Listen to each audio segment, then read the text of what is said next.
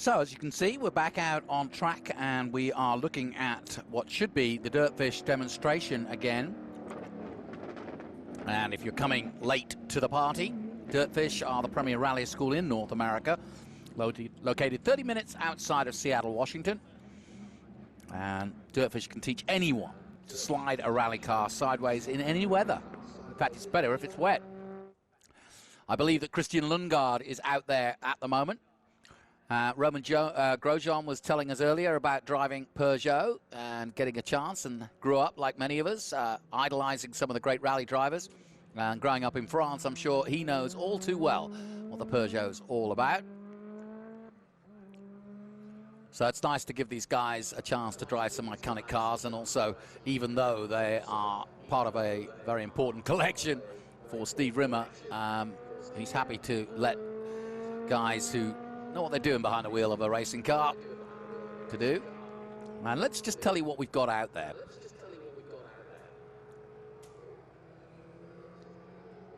We do have a Lancia Delta, and that's the S4 chassis 221. Made its debut in the Memorial Bottega Rally, driven by Marco Allen. And this car was used in the 1986 season as a test car for Henri Toivonen. So all of these Group B cars are absolutely pristine in terms of preparation, but also just pieces of history. That Peugeot T16 and that chassis C206 from 1986 made its debut in 1986 at the Monte Carlo Rally with Juha Kankkunen. The great Juha Kankkunen drove the car, won the stage victory and finished 5th overall in the event. And in its second rally, the Swedish rally, Juha drove the car to 9 stage victories and 1 outright in this chassis 206, then used the recce car of Timo Slainen in the Tour de Corse at Acropolis rallies to end the season and rebuild the car. And it was for a long time bought by Juha Kankkunen and left in a private museum before it got into the hands of DirtFish, and now it's getting out and about a little bit more. Now, don't get worried about the smoke. That's because the drifting cars are out there as well. Ryan Turt putting his Toyota Stout through some stout pressure. That's a wonderful shot from the drone there of him in action. And he too has got a passenger enjoying the hell out of it, I'm sure.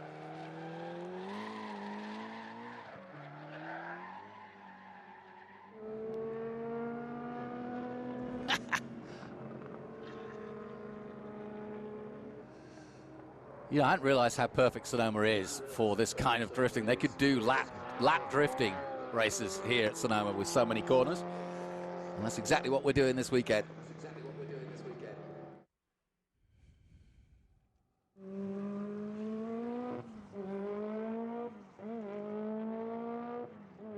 Now, there's also a 1983 Lancia 037 chassis number 178 making its debut in 1983, driven by Carlo Capone.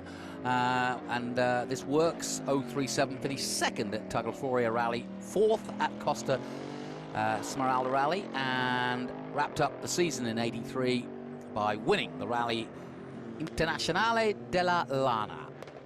And for the 1984 season, the car was driven by Fabrizio Tabarton as part of the HF Grifoni team, and made its World Championship debut at 1984 at San Remo, where Fabrizio placed an impressive 4th overall.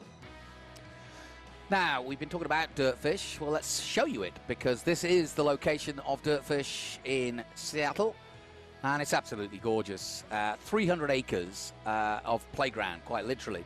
And I've been, thankfully, Steve Rimmer invited me up, and I took it with both hands and said, yeah, I'd love to. I've got a rally license, actually. I took that on TV back in England back in the day. But as you can see, it's a pristine location. In fact, you can actually race it on a simulator. They have even done a deal with Forza. So they have simulators, about 8 simulators inside. So before you actually go out on the track, you go on the simulators to sort of warm up, then the BRZs, and then eventually you can step up to a World Rally car, one of the Subarus. But you get to do all sorts of exercises, whether it be stopping, whether it be slalom through the bollards there and doing donuts. But DirtFish, definitely, it's got to be on your bucket list. And again, on behalf of the organisers here, a big thank you to DirtFish, a big outpouring of both cars, people. They built a stage. They've been taking people on rides around those stages. And as you've heard, even now, all the racing drivers want to go on a rally car. So it's great to see them all getting a chance. Now, the other car I haven't mentioned, as we look at the Peugeot, is the Audi Quattro. And that's the S1E2 chassis RE09, the car driven to win in its only competitive outing in 1985 at the Manta Rally 200. Hanno Mikkola at the wheel. Not today, sadly, but in the day, after his rally car was retired to testing duties and subsequently purchased by Mikkola in '94. And it's believed to be the finest representation of an S1E2 in existence.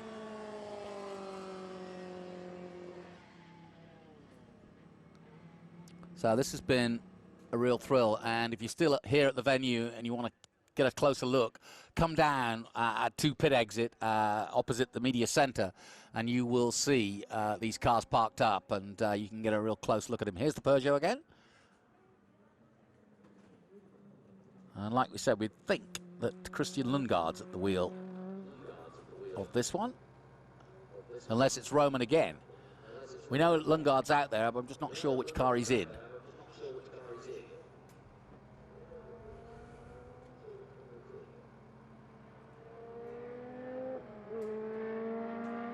Yeah, we were hearing early that Roman grew up following rally and has actually done a hill climb.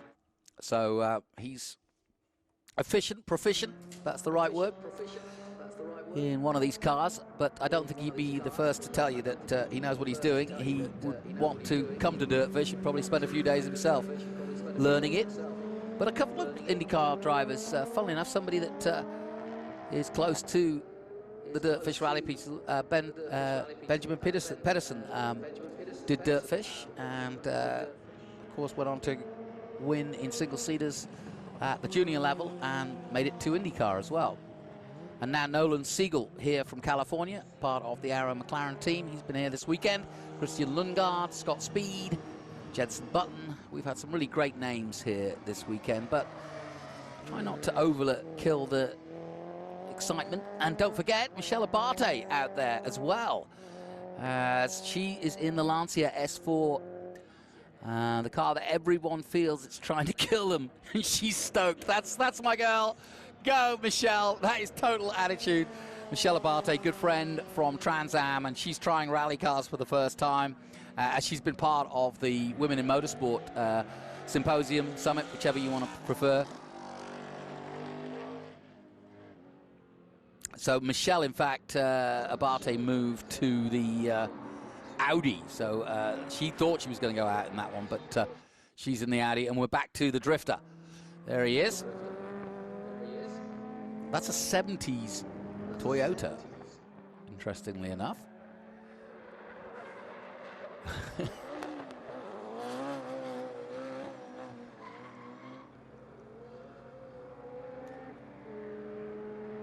Wonderful sound. And that should be Ryan Turek at the wheel.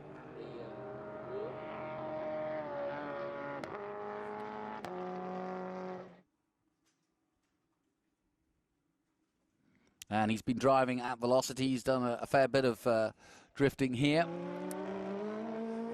And that Toyota Stout, it's a 1966 Toyota Stout, believe it or not. So it's earlier. I thought it was early 70s, but it's actually older than that.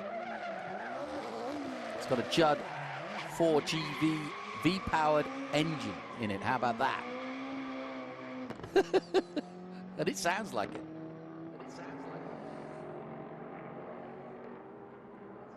And lest we not forget the other big star that's been here this weekend, Scott Speed, taking the Project Midnight Subaru, the 670 brake horsepower missile, to the time trial. We'll finally see that here at the end of the day, which is coming up very soon.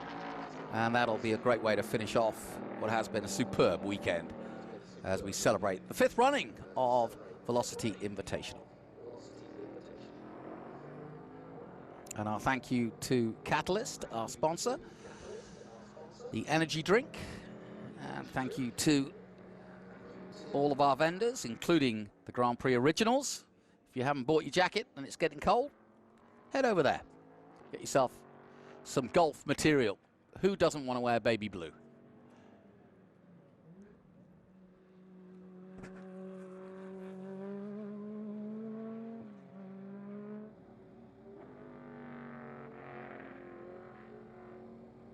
Yeah, talking to Steve Rimmer earlier, and this is his collection of rally cars, and out goes the AMG. That's the Time Attack AMG just about going out there. But he was talking about, you know, keeping these Group B cars fettled, and actually admitting that actually the older cars are easier to look after than some of the newer cars because of the electronics. Obviously, if you know a modern car, it's harder to pull up the hood and sort of work on it. Because so much of it is electronic itself, and so you can't just open it up and adjust this and adjust that.